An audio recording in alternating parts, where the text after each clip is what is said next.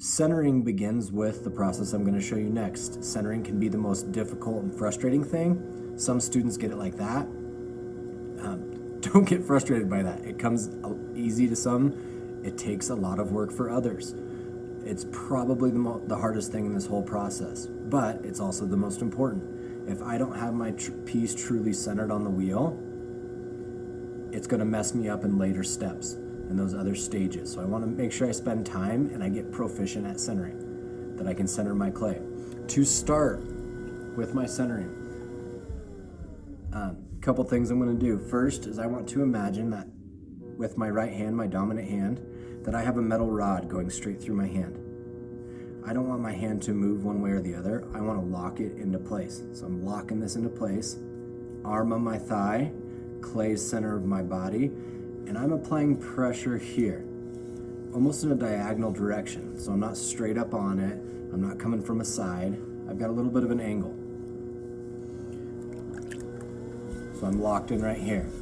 First thing that I'm going to do is stretch out my clay, work it a little bit. It's a process that's referred to as coning up and coning down. Starting phase of this is, remember we use this part of our hand to create that skirt. I'm going to do it from the outside and just work up with my clay. I've still got this arm locked in and I'm still using that band. Clay's going to go where you allow it to go. So if I squeeze in, it can go down, or wants to try to go down, but it can't because the wheel head's there. So it's going to go up. Now I want to cone this clay back down. I'm going to use the heel of my left hand. I'm going to press forward and back to where I believe the center of the wheel head is.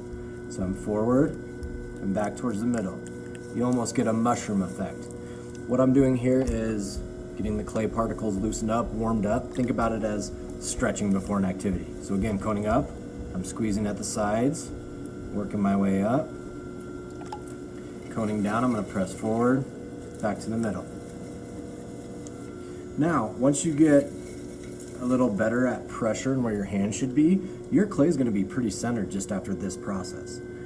But typically, especially when you're first starting out, I'm not going to do this process to just to get centered. I'm doing it just to warm up my clay.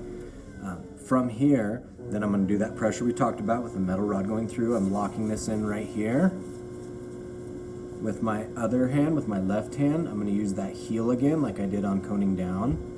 And I'm going to apply pressure almost at the top right here, using my thumb to keep this clay from going up. And I'm just applying pressure to where I think center is.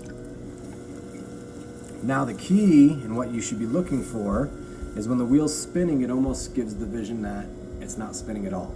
That's truly centered. Good way to tell that by feel is when my hands are on it. If I'm wobbling like this, or if my hands are moving a bunch, my clay's not centered.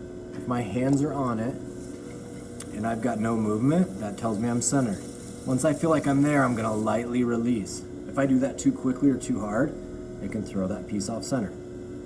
So once I've got center down, I'm good. And the shape I'm kind of looking for, or the form, is this gumdrop shape. If I'm way too mountained, I need to bring it down a little bit. If I'm way too plateaued out, I want to bring it back in more of a cone shape. Or I'm sorry, more of a gumdrop shape.